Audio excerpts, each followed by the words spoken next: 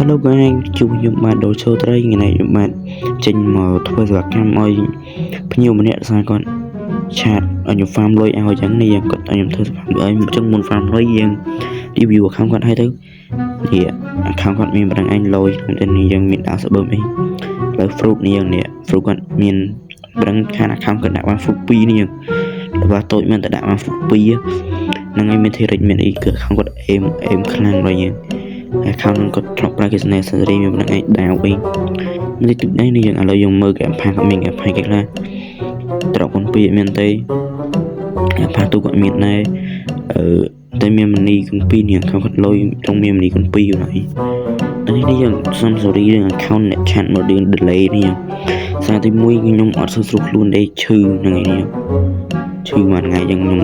រឿង delay ហ្នឹងឯងខ្ញុំអត់បានធ្វើទេ account នេះមានគេផាដាកមួយនេះអញ្ចឹងខ្ញុំអត់សូវបានធ្វើសេវាកម្មធំយើងទាំងរឿង delay ទេឥឡូវខ្ញុំ farm លុយ account គាត់ស្ទប់បានអាសោចាក់យកដាវតែងគូនេះហ្នឹងចា account នេះក៏ free down ដែរគូគាត់មួយទៀតហើយអូខេឥឡូវគឺចំណេញក្នុងតែនេះយើង account ទូចអីឆានធ្វើគឺចំណេញអញ្ចឹងដល់នេះហ្នឹងហើយស្ទើរតែអង្គស្នាប់តលេងទៅដឹងនេះរឿងងល់សារអត់ស្រួលទ្រូខ្លួនទេអញ្ចឹងកុំប្រកាន់នឹងស្លេងយើងនេះឥឡូវយើងបានដាវដល់គូ free គាត់មួយដាវនោះថាយកអស់បាន2000ហើយយើងលុយខ្មែរហ្នឹងហើយ account គាត់ឲ្យខ្ញុំ farm level គាត់ 8M នេះ 8M គាត់លុយខ្មែរអស់6000នេះយើង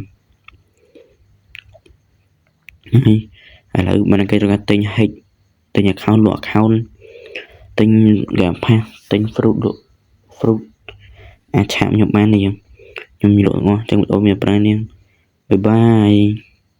Hello guys ជួបខ្ញុំបាទដូលឈើត្រីថ្ងៃនេះខ្ញុំបាទចេញមកធ្វើសេវាកម្មឲ្យភ្ញៀវម្នាក់ស្អាតគាត់ឆាតឲ្យខ្ញុំ farm លុយឲ្យអញ្ចឹងនេះយើងគាត់ឲ្យខ្ញុំធ្វើសេវាកម្មឲ្យអញ្ចឹងមុន farm លុយយើង review